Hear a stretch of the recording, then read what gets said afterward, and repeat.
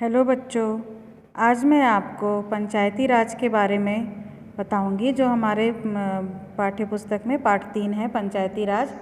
उसमें मैंने 2 वीडियो पहले भी बता चुका है, जिसमें हमने देखा था ग्राम पंचायत, मतदाता, चुनाव। फिर दूसरे वीडियो में देखा था सरपंच और उप सरपंच, ग्राम पंचायत की बैठक, ग्राम पंचायत के कार्य। हम इनके बारे में हमने देखा था। आज हम देखेंगे ग्राम पंचायत की आमदनी। ग्राम पंचायत को आमदनी कहाँ से मिलती है। तो बच्चों, हमने इस पाठ में देखा था कि कुछ बच्चों को टीचर समझा रहे हैं और उन्हें कुछ कुछ काम दिया गया है कि आप इन इन चीज़ों का पता लगा के आएँ। तो अभय को ये मिला था काम कि वो ग्राम पंचायत के बारे में पता लगाए। तो अभय ने अपने तरीके से पता लगाया, सरपंच के पास गया और कहा, मौसी मगर ये सब काम करने के लिए बहुत पैसे लगेंगे, पंचायत को पैसे कहाँ से मिलते हैं। तो कलावती ने बताया उसको, पंचायत को केंद्र और राज्य सरकार से पैसे मिलते हैं और इन सरकारों को गांव में जो भी विकास कार्य कराना होता है वे उसे पंचायत के माध्यम से ही कराते हैं। तो इसके लिए निर्धारित राशि होती है जो पंचायत इन कामों को करवाती है, जिससे पंचायत इन कामों को करवाती है। और इसके अलावा पंचायत गांव पर छोटे मोटे कर भी लगाती है ना। जैसे कि क्या कर लगाती है, अभय ने पूछा। तो मौसी ने बताया कि सफाई कर, गांव में लगने वाले दुकानों पर कर, मेले में लगने वाले दुकानों पर कर, इन सब से पंचायत को आय होती है। और जैसे गांव में रेत, मुरम, पत्थर आदि के खदान हो तो उन पर रॉयल्टी वसूली जाती है और जिससे कि पंचायत को आय होती है। फिर नेहा ने पंचों के बारे में बताया कक्षा में, और फिर कक्षा में बच्चों को वोट देने का अधिकार क्यों दिया गया है इसके बारे में समझाया गया। तो हम देखते हैं पंचायत में आरक्षण कैसे होता है। वोट देने के लिए आरक्षण, चुनाव लड़ने के लिए आरक्षण कैसे होता है। पंचायत में आरक्षण। संध्या ने सबको सरपंच और उप सरपंच के बारे में जानकारी दी और उसको बहुत गर्व महसूस हो रहा था कि उसने गांव की एक महिला सरपंच है। और उसने सबको यह समझाया कि यह संभव हुआ क्योंकि पंचायतों में महिलाओं और अनुसूचित और जनजाति तथा पिछड़े वर्गों के लिए विशेष आरक्षण है। यानी कि केवल महिलाओं के लिए अनुसूचित जाति या जनजाति या पिछड़े वर्ग के लोग ही चुनाव लड़ सकते हैं उस वार्ड से, है ना, जहाँ पर यह आरक्षण होता है। तो दूसरी जाति के लोग वहाँ से चुनाव नहीं लड़ सकते। तो जो अभी बताया गया, जैसे अनुसूचित जाति, जनजाति और पिछड़े वर्ग, इसमें जो जाति आते हैं और महिलाएं, वो ही इन वार्डों से लड़ सकती हैं। तो इमरान ने सवाल किया कि क्या दूसरे वार्डों में केवल पुरुष या सामान्य जाति के लोग ही चुनाव लड़ सकते हैं।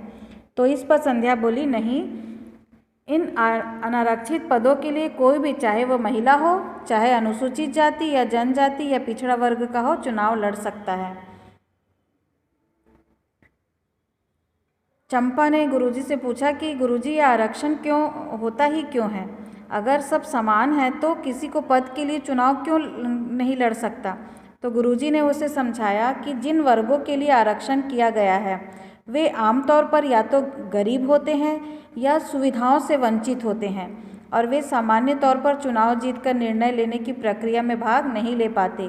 इसलिए उनका निर्णय प्रक्रिया में शामिल होना बहुत ज़रूरी है। इस कारण से उनको आरक्षण दिया गया है।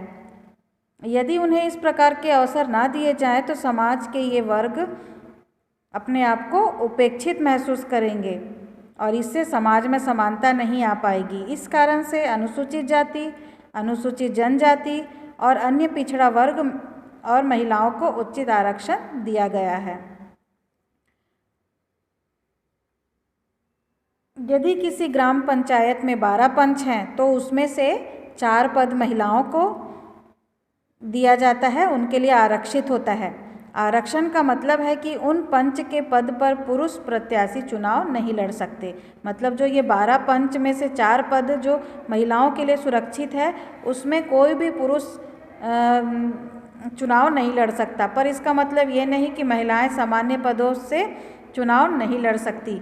महिलाएं अपने लिए आरक्षित क्षेत्रों के अलावा अन्य क्षेत्रों में भी चुनाव लड़ सकती है। इसी तरह से अनुसूचित जाति और जनजाति अन्य पिछड़े वर्गों के सदस्यों के लोग के लिए भी पद आरक्षित किए जाते हैं। अब हम देखेंगे ग्राम सभा। ग्राम सभा क्या है? अब सुभाष की बारी थी कि उसने ग्राम सभा के बारे में क्या पता लगाया है उसको बताए। तो सुभाष ने कहा, आप सभी जानते हैं कि पिछले ही हफ्ते हमारे गांव में ग्राम सभा हुई थी। मैं पूरे समय सभा में रहा और जानकारी हासिल किया। ये देखिएगा, ये है ग्राम सभा की बैठक। किस तरह से ग्राम सभा की बैठक होती है। उसी समय रंजन पूछता है कि क्या ग्राम सभा में हम बच्चे भाग ले सकते हैं? तो सुभाष बताता है, नहीं, उसमें वो लोग ही बैठ सकते हैं जिनको वोट देने का अधिकार है। फिर वह ग्राम सभा के बारे में बताने लगा कि वहाँ पर बैठक शुरू हो गई। पहला मुद्दा था गरीबी रेखा के नीचे वाले परिवारों का अनुमोदन। राज्य सरकार की तरफ से एक योजना आई थी जिसके अंतर्गत गरीबी रेखा के नीचे के परिवारों को गैस चूल्हा और टंकी बांटने के लिए गांव के ऐसे परिवारों का चयन किया जा रहा था।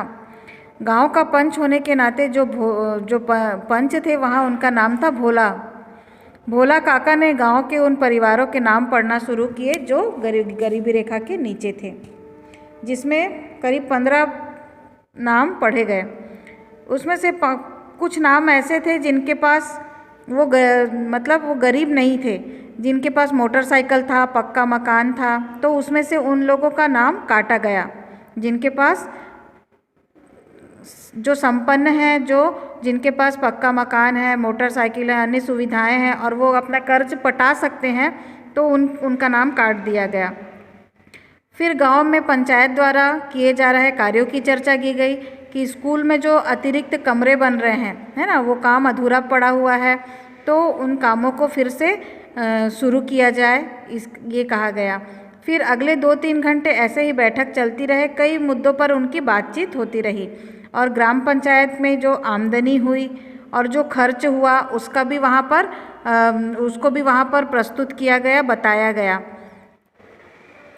तो इस तरह से ग्राम सभा होती है। इसके बाद हम देखते हैं जनपद पंचायत। हमारी जो जनपद पंचायत है, हमारी पंचायत जो है वो राज्य व्यवस्था त्रिस्तरीय है। ग्राम पंचायत, जनपद पंचायत और जिला पंचायत, ये 3 संस्था एक दूसरे से जुड़े हुए हैं और ग्रामीण क्षेत्रों में विकास के लिए ये तीनों संस्था का आपस में मिलकर के कार्य करना बहुत आवश्यक है। ग्राम पंचायत का गठन किस तरह से होता है, हम देखते हैं कि ग्राम पंचायत का गठन चुनाव द्वारा होता है और जनपद पंचायत के जो सदस्य रहते हैं वो चुनाव उस क्षेत्र के मतदाताओं द्वारा होता है। 5 वर्ष के लिए चुने हुए सदस्यों के अलावा उस खंड के निर्वाचित विधायक, लोकसभा एवं राज्यसभा के सदस्य भी जनपद पंचायत के पदेन सदस्य होते हैं तथा सहकारी बैंक के प्रतिनिधि भी सहनियोजित सदस्य होते हैं। जनपद पंचायत के कामों की देखरेख के लिए जनपद पंचायत के सदस्य अपना अध्यक्ष चुनते हैं और उपाध्यक्ष भी चुनते हैं। पंचायत की ही जैसे यहाँ की भी जो अनुसूचित जाति है, जनजाति है, अनुसूचित जनजाति है, पिछड़े वर्ग के लोग हैं, महिलाओं के लिए आरक्षण का, ये सब यहाँ पर भी लागू होता है और दोनों में से एक पद पर आरक्षित वर्ग का प्रतिनिधि होता है। तो हम देखें यहाँ पर कि जनपद पंचायत किस तरह से गठन होता है यहाँ।